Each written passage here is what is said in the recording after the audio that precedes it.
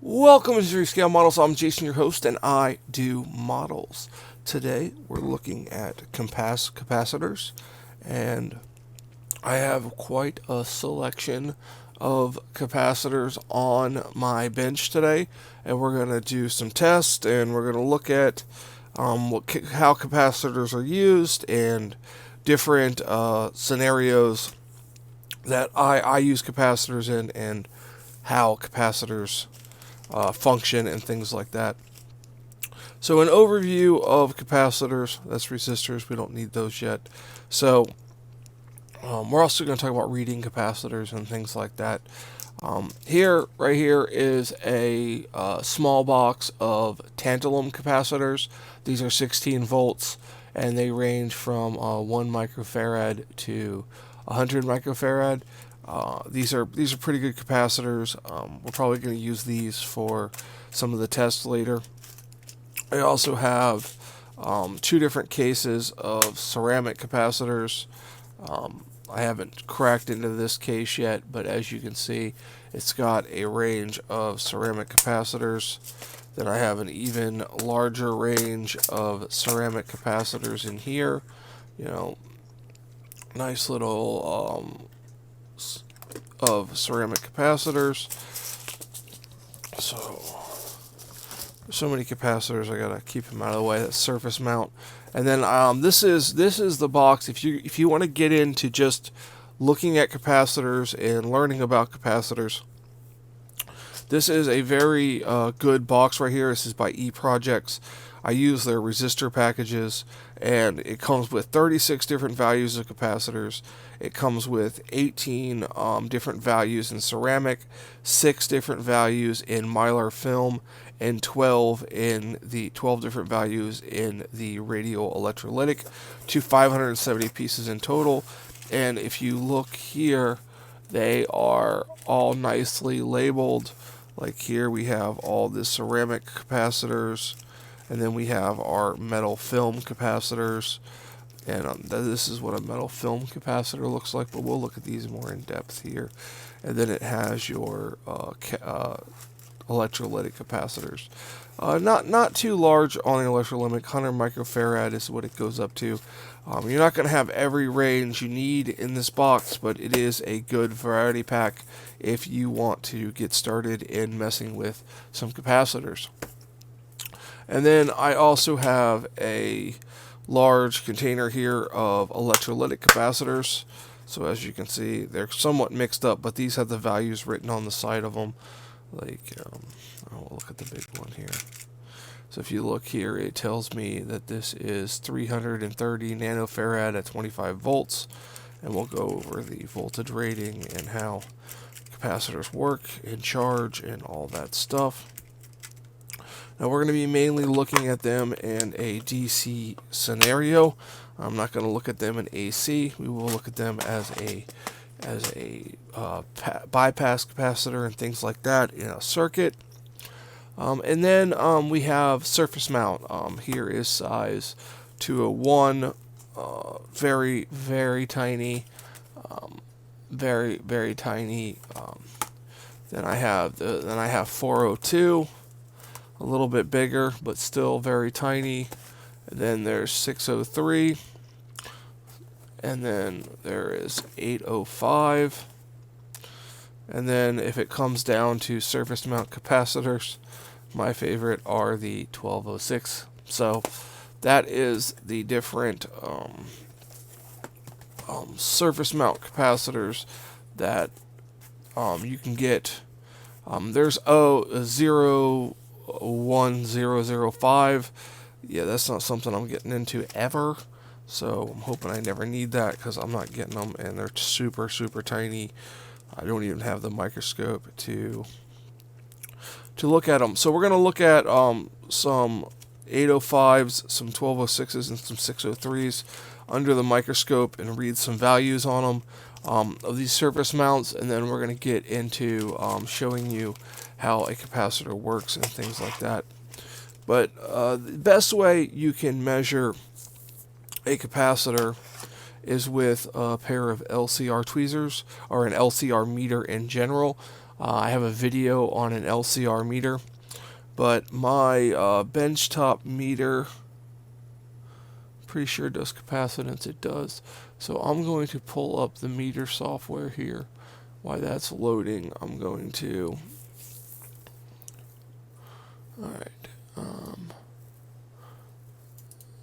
Let's see here. Does this come up here? Okay, so... Let me get this in position. Alright, and... I have to adjust this every time.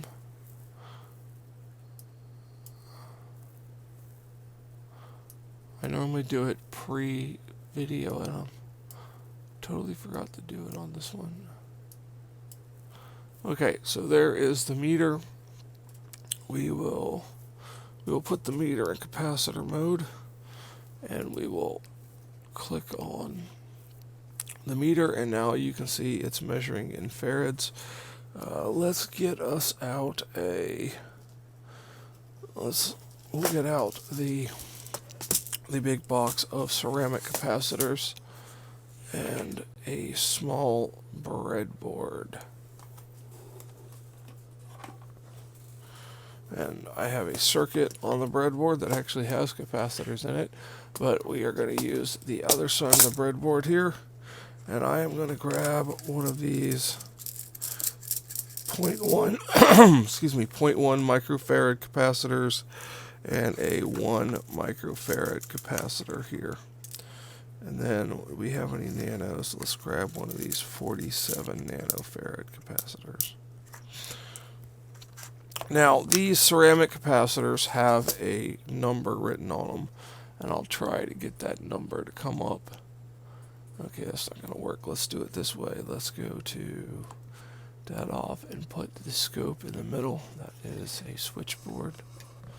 See, you can see the number 473. That means it's 47 and 3 to the 10 to the negative 3 on the farads, I believe, or microfarads. Yeah, I have a cheat sheet on this that reads these. You can get them on you just search Google capacitor cheat sheet is what I search for, and I will show you what mine looks like, because I hate doing that kind of math in my head. So let's find the cheat sheets here. There we go, we're getting there. So as you can see here,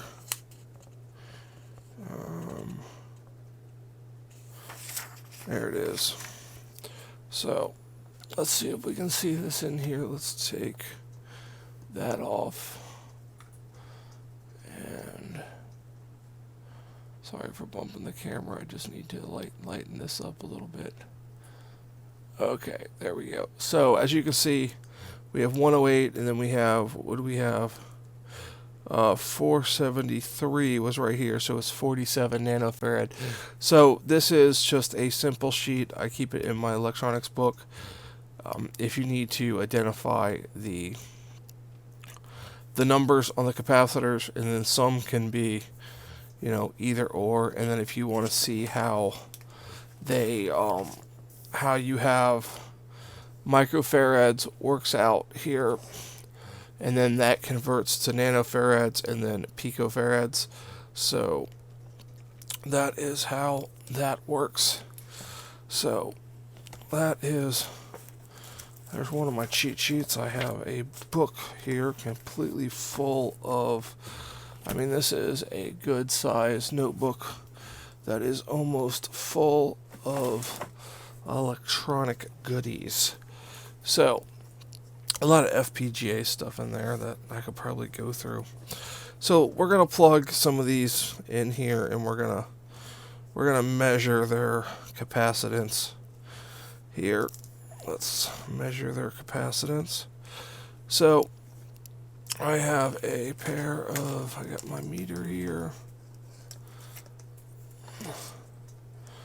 And I am going to actually put on better leads, I hope. So,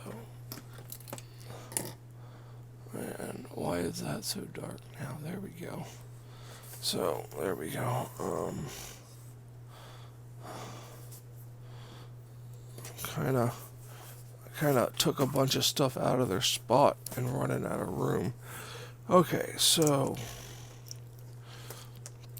I swear I was prepared for this video. This is weird. So now we have our capacitance here, and yeah, you can see it on the screen. That needs to be tamed down now. There we go. So you have it on the screen, and if I touch these two here, this one is going to read 0.873 microfarad. This one will read 44. We knew that one was the 43. And this one is 100 nanofarad. Okay, so this one was odd. This one must be 0.1 microfarad, but it is reading extremely low.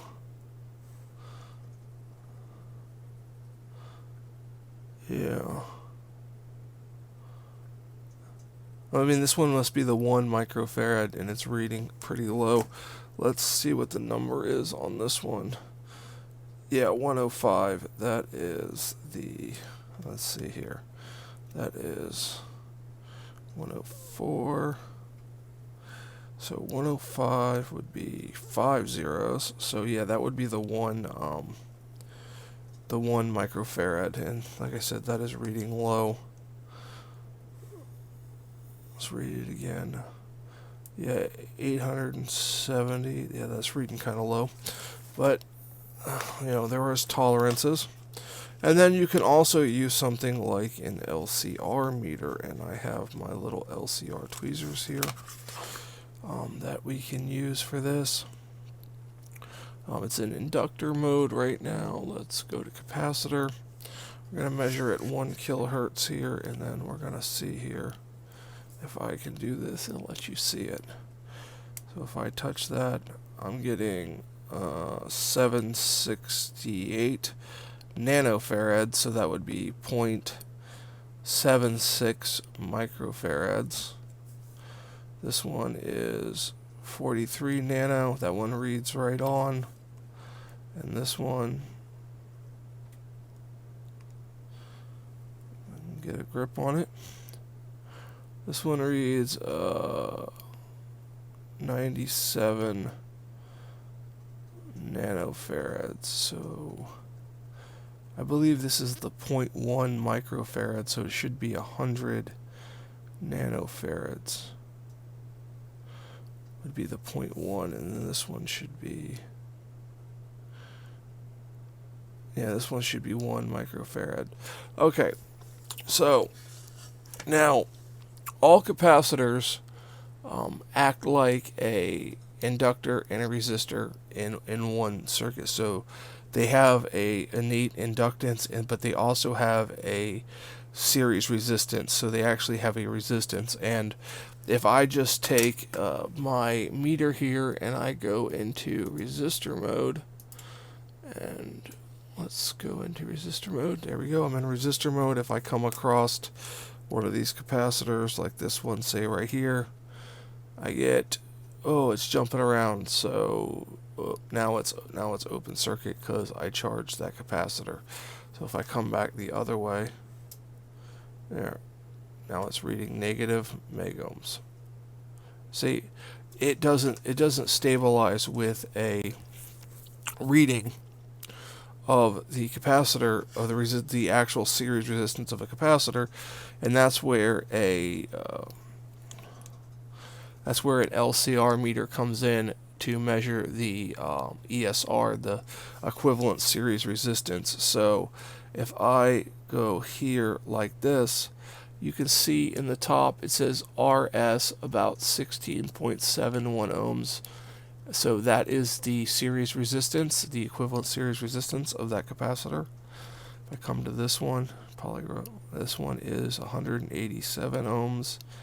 So, and then this one is 34 ohms. So they do have an innate resistance, and you can get low ESR capacitors. I don't have any low ESR capacitors.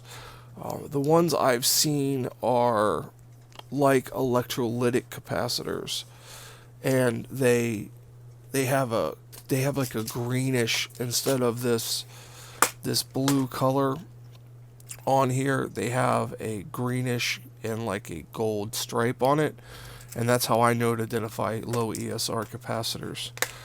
So let's take a look at this electrolytic capacitor here, and let's talk about those.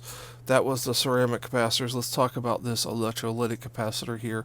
This is polarized, where these ceramic caps are not polarized. There's not a plus and a negative. They can go in any orientation. Like in the circuit they have here, I could flip these capacitors over and they'll be fine. With these electrolytics, there's a positive and a negative. In my case, the long lead is the positive and the short lead is the negative. And then it also has a strip on the side of it. So if we are going to test this, we need to, we'll plug it in this way so that the negative is on this side, and we will go back to capacitance mode, and we will test this and see what we get. So we're getting 100 nanofarads. So what does this actually say it was?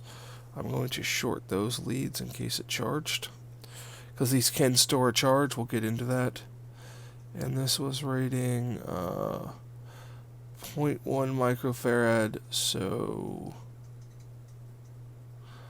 0.1 micro. That's weird. Why? What did that read? 0.1 microfarad. And it's reading 100 nanofarad. That's strange. Let's read it the other way just to see. No, it's still reading 100 nanofarad. Let's check it with the, let's discharge it. Let's check it with the LCR meter and see what we get.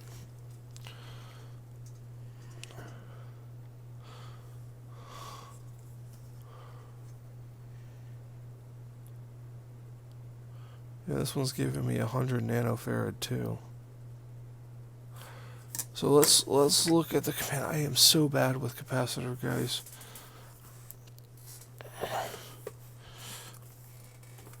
I use the cheat sheet like crazy on capacitors. Okay.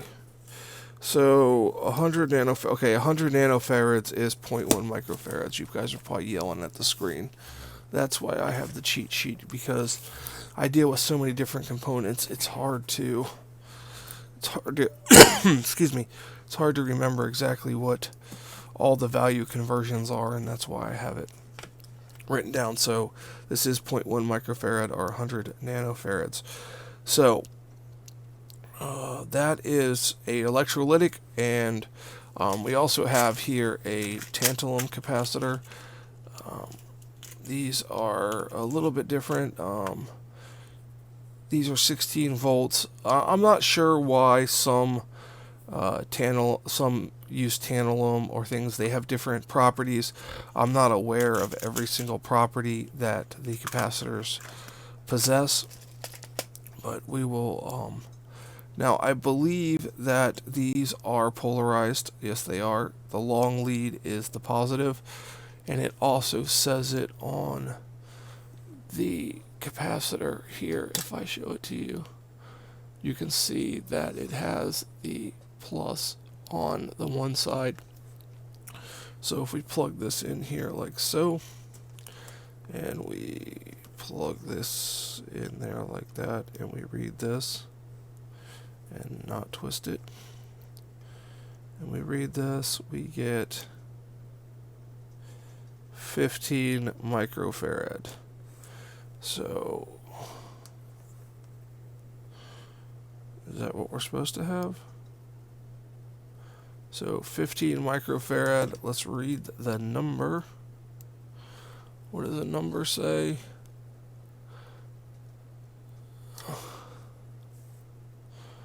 See, these are another thing that are marked weird. So 1516. I'm assuming that means 15. No, they're all labeled 1516. Okay, that was definitely in the 1 microfarad. What does this one read?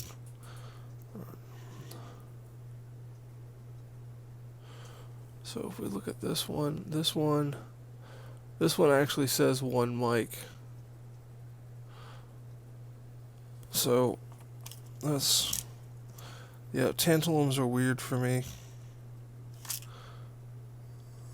Yeah, that one says 10.7 at 107.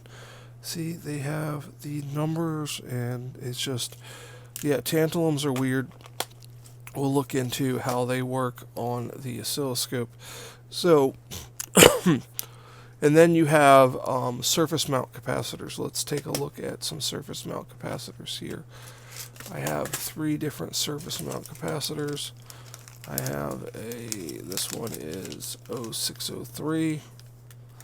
So we will take a 0603 out while we have the microscope still in the corner. And you can see an 0603. And we'll show a size comparison of all of them. Wow, these tweezers are horrid.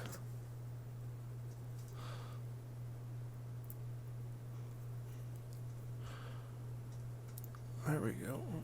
Alright, so we're going to put that right there. Came out, it's right there. They are tiny. So right there is a 0603. We'll check the value. It says it's a 104, so we'd have to look at the cheat sheet. So that is a 603. We'll check them with the meter because that's how I normally, if I have one laying around, I'll just check it. And this one is a 224. Let's get. This is a 1206. So.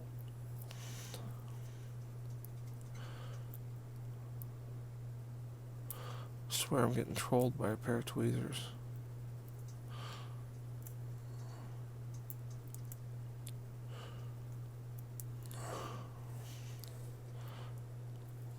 You know, I would say these are not my good tweezers, but then I would wonder why I have bad tweezers in the first place, right? So there is a 1206 next to the 603, just about double the size of it. And then this one is an 805 here.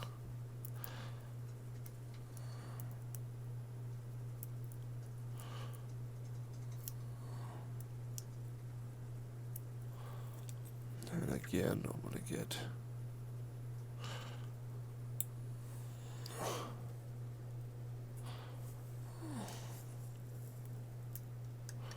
Okay, so... there is the 805 in the middle. So, there are 3 different size surface mounts. I'm not going to get all the different surface mounts. It goes from left to right is 603, 805, and 1206. I could probably focus that a little bit better. Now what we're going to do is I'm going to go to the scope big. There we go, and we still have the meter, and I'm going to measure these capacitors here. Okay, so let's get the light on there. So now I could come in here with my probes like this, and I could probably get a hold of this one, and if we measure it, see, it's very difficult to measure this. See, it's just not cooperating. See, that's not cooperating, and this is why I like the LCR tweezers. So what I'm going to do is I'm going to put you back on the small one, and then hopefully I can show you the tweezers in the view of both this here. So let's measure this 1206 here. Can you see that? Yes. So we'll come over here and we'll grab our 1206, and it's 208 nanofarad.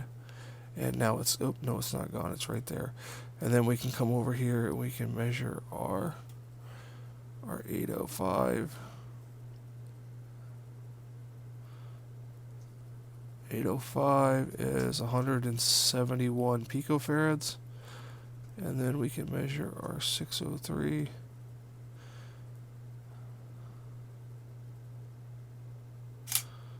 Hopefully we can measure our 603. There we go. 95 nanofarads. Okay, so.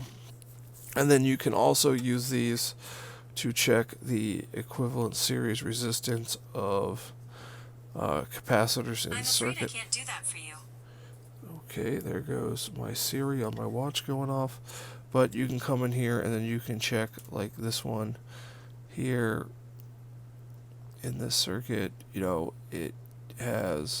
it's saying 4 microfarad. I know for a fact it's a 1 microfarad, but it would tell you that if it's shorted across it by the series resistance, which is 5 ohms, and then you can actually check a different one, like on the back here. This one is going to have 464 megohms of resistance across it. So they're good for checking, the meters are good for checking capacitors. So that's all the time I want to spend on Surfacemount. I really can't do a lot of test on Surfacemount other than using the meter to test them. So let's get that woke back up. There we go. So that would be testing those. So now I put it back on auto. These are pretty good meters. I got another cool tool coming shortly here. I happen to also send one to the coder, his channel, and I'm going to wait to release my unboxing of it when he gets his. So check out his channel. So it's pretty cool. I ordered us each one. I think we're going to get use out of them. So alright, so let us talk about why you need capacitors. So main thing you can do for a capacitor in a DC circuit is you can create what is called an RC circuit, where you would place a resistor in series with the capacitor, and then you could slowly charge and discharge the capacitor, and you could do it to create a timing circuit like is done in here, or you can use the charging and RC method, like with this 555 timer here. I am charging this capacitor very slowly, and when it reaches a threshold voltage, it activates the 555 timer in its little comparators, and it, you know, flashes the light and discharges the capacitor, and then it charges the capacitor again, and then it flashes again, and then I can control the charge and discharge of the capacitor speed with this variable resistor. And you can change how fast they charge with a resistor depending on the resistor. And normally you just multiply the resistor by the value of the resistor in ohms by the capacitor in farads, and you get the number of seconds it will take to reach the number of seconds it will take to charge. Now, I believe in a one-time constant, it charges to 63.2%. So if you had one 1 ohm and 1 farad, and you had 1 volt, in 1 second it would charge up to 0.632 volts. The charging time constant things are, I know how they work and I use them, but the math involved and the actual timing, if I need to get the timing down, I will just use the oscilloscope. So let me use the pre-built circuit because it has the variable resistor on there. So this has been on the channel before. It is my code crack game that I've made 0 progress on, and I mean 0 progress on. I'm working on some memory install on it, and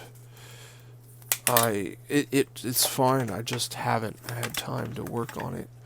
Normally it's my Sunday's project, but my granddaughter's been here on Sundays, so was here Sunday, so I didn't get a chance to work on it and that sort of thing. So I'm going to plug this in and I'm going to turn this on, and I'm not going to put the power on the screen because it's just 9 volts. It's going through this 5 volt DC to DC buck converter that gives me 5 and 3.3 volts. But as you can see, this LED is blinking here. Now if I was prepared, I would have a screwdriver to adjust that potentiometer with. Will this work? Okay, this will work. So here we go. So now it's blinking at that rate right there, and if I turn it down,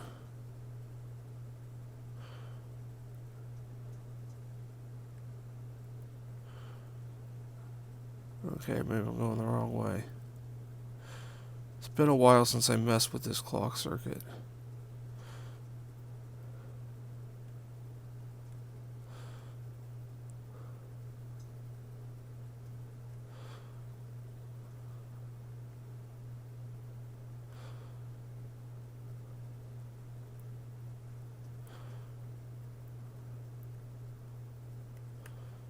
Okay.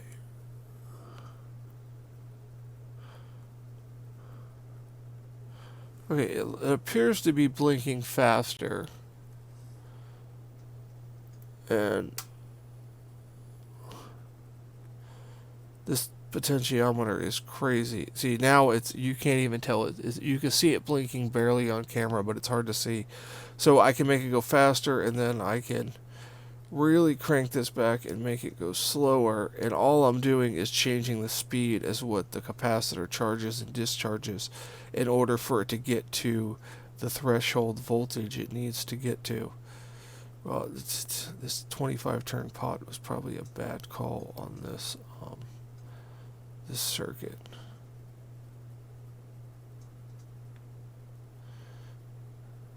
See, and now it won't even blink, so there, that's as slow as I can make it go. So that's as slow as I can make it go. So, and you can change the potentiometer, the resistors, and the capacitors to change the speed. That's where the RC time constant comes in. So, also on this board, I have another similar RC time circuit down here, where I have this capacitor here, and this resistor,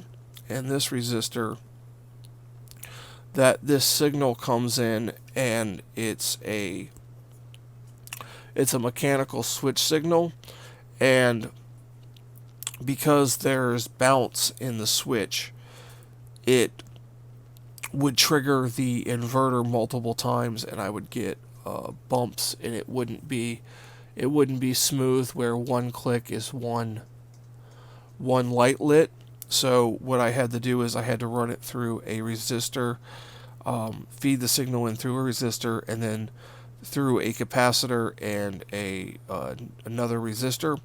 So it charges the when I flip the switch, it gets voltage. It charges the capacitor and it doesn't, then it triggers the inverter, and then the capacitor has to discharge and then recharge again in order for it to, so it kind of takes out the bounce, the switch bounce of the rotary encoder. So it would normally jump up and down.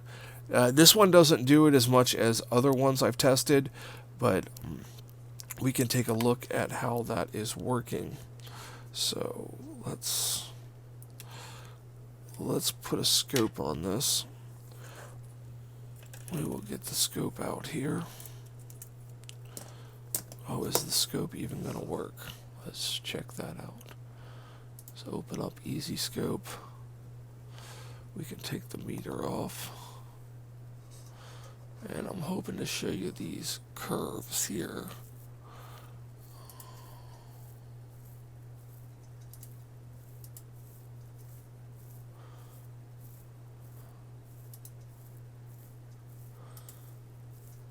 Okay, so we do have the scope. So I'm going to plug in channel 1 here, turn on channel 1, and I am going to get me to 2 pieces of wire here. 2 bits of wire.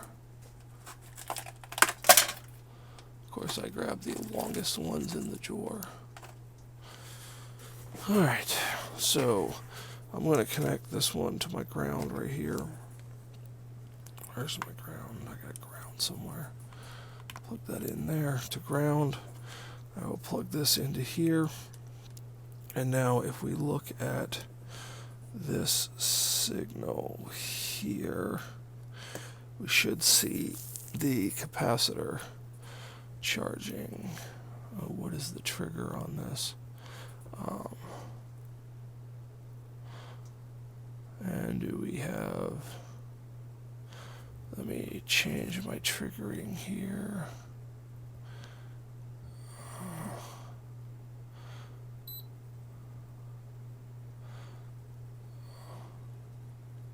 It's not ready. Probably do it in 50 milliseconds. Okay.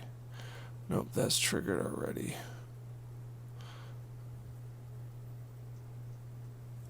Oh, we're in auto. That's why I need to go to single. Nope, that one. Single. Seriously, it triggered and it's not even.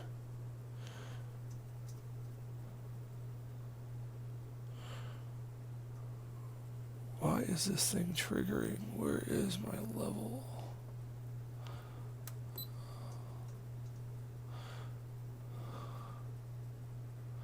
And it was triggered again. So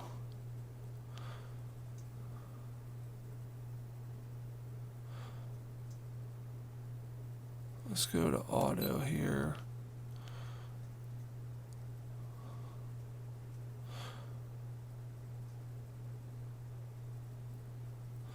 Okay, let's.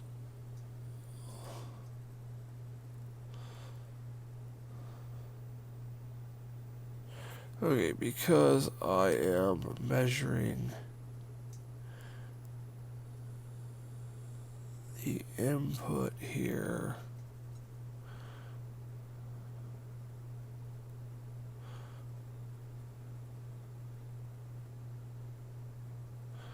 Alright, this is, see, oscilloscopes can be fun until you're trying to measure this here, because I'm using a reversed signal, so it's a little bit more confusing than that. I'm going to move this up here to this circuit here on the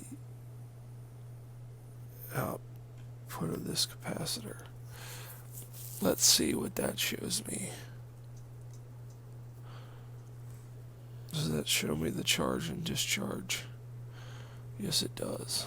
So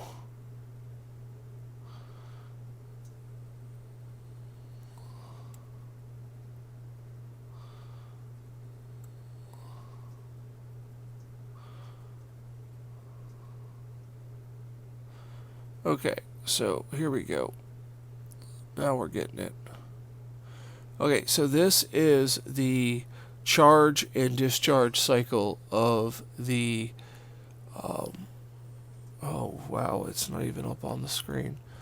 Okay, there we go. It is the charge and discharge cycle of,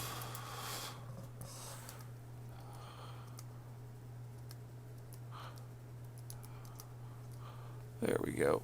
There we go. That's in there now. So, as you can see, the capacitor is charging and discharging as the LED blinks. So, if I change this to make it go faster, that should change.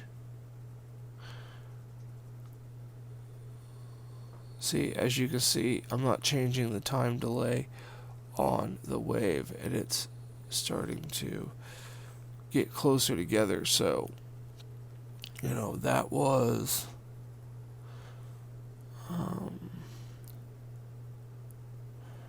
that's 59 hertz on the frequency of this wave here. And let me go back down this way.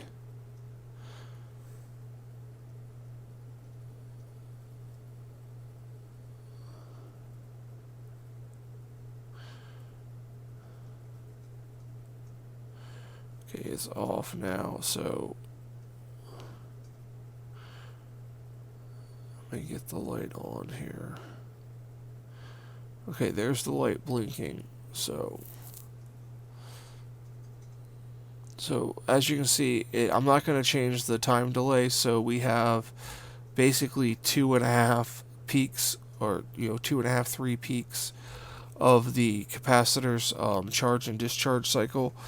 And if I speed this up by really turning this capacitor, or this resistor here, and increasing the resistance, now you can see we have 4.5 peaks. So it's charging and discharging much faster. So I know this has probably been an extremely confusing video, and it did not go any way that I had planned. But I was able to show you the charge and discharge cycle of the capacitor. I had it planned up where I was going to build it on this board and just scope it that way, but then I figured it would be easier to scope something I've built and show it in practice. But that didn't go according to the plan that I wanted it to go. But it worked in the end. We were able to show the charge and discharge cycle of a capacitor through an RC circuit. So that is a plus. That part worked out, and we got to go over the different type of capacitors. And another way that a capacitor could be used is through a filter on a line here. So let's get rid of this and go back to this scope here, and let's take a look at this chip up here in the corner. Now, these capacitors up here, 1, 2, 3, 4, these are all bypass capacitors. They allow noise to pass through, AC noise to pass through to ground, because for AC, with AC signals, a capacitor is like a short. So it will pass through there where DC will not pass through there. So any kind of noise or distortions on your line will pass through to ground, because one side is connected to ground and then the other side is connected to your data line. So that is another use for a capacitor. There are also other uses. You can use a supercapacitor as a storage device and things like that. But that is the uses of a capacitor that I am going to discuss in this video. This has been extremely long, and I am sorry. I am sorry for the fumbles in the beginning. I thought I had everything ready, but apparently I failed epically on that, and I greatly apologize. If you made it to the end of this video, I greatly appreciate it. I would like to say thank you so much. Here are the links to social media.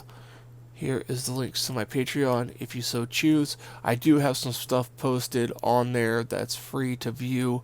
Some switch information about where I get my parts and some of the testing I've done already.